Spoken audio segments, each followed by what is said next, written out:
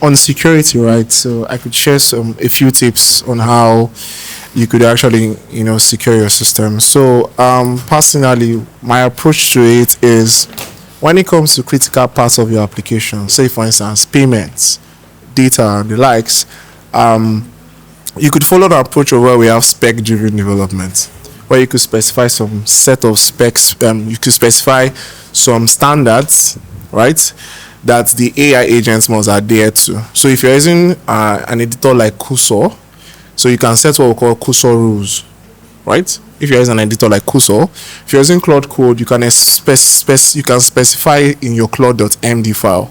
So what you just say is, okay, for instance, for my password hashing, specifically use bcrypt but certain versions, right? So when you tell your AI agents the specific tools they should use when building this section of your application, from my experience, I have found out that they stick to it, right? As opposed to just telling the AI, you know what, but yeah, it works when you have specification files, when you have spec files, they stick to it, especially when using swamps, they stick to it.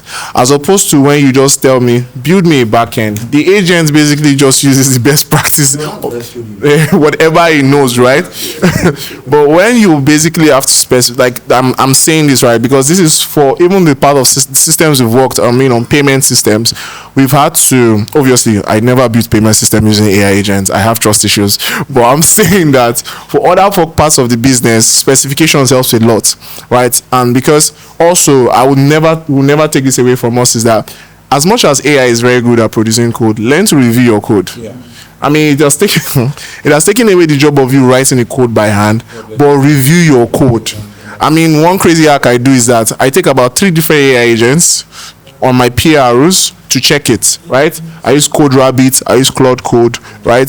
GitHub Copilot. They all check. When they check, I then check the final review. You understand what I'm trying to say? So, yes, just to be safe, right? For critical parts of the application, just review your code, right? So you don't run into instances where money is moving from accounts that was not there before. So that's all my tips on security.